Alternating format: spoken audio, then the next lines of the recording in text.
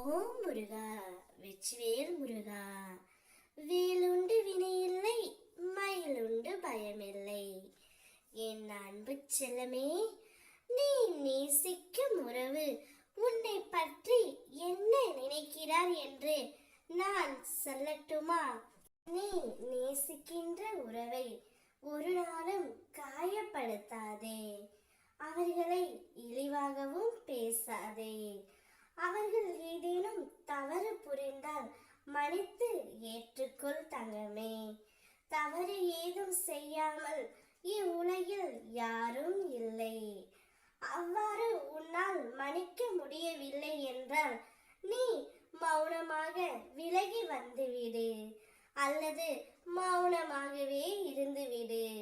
உன்னுடைய மௌனமே அவர்களுக்கான தண்டனை என்பதை நீ முதலில் உணர்ந்து கொள். நீ நேசிக்கின்ற உறவு உன்னை பற்றி மிகவும் உயர்வாகத்தான் எண்ணுகின்றது. நீயாகவே உன்னுடைய தரத்தை குறைத்து கொள்ளாதே செல்லமே. உன்னை பற்றி உயர்வாக எண்ணினாலும் அதை உன்னிடம் ஒருபோதும் சொல்வது இல்லை.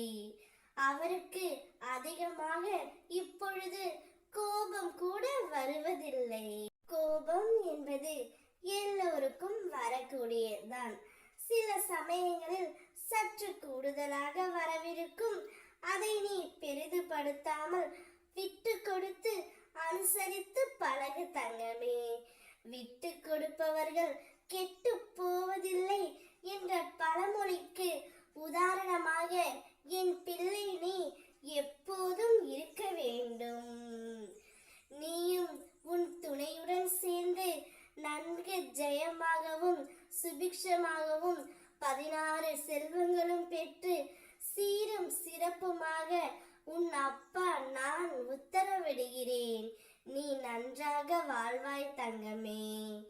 நான் இருக்கும் வரையில் உன்னையும் உன் துணையையும் யாரும் பிரித்துவிட முடியாது. நீயும் அவர்களை எப்போதும் எந்த நேரமும் காயப்படுத்தாமல் இரு. நீ நேசிக்கின்ற உறவு உன்னைத்தான் அதிக அளவு நேசிக்கின்றது. நீ எப்படி அவருடைய நினைப்பில் இருக்கின்றாயோ அவரும் உன்னைத்தான் நினைத்து கொண்டு இருக்கின்றார். அவரே கூடிய விரைவில் உன்னிடம் வந்து பேசுவார். நீ நன்றாக வாழ்வாய். ஓ முருகா, வெற்றிவேல் முருகா.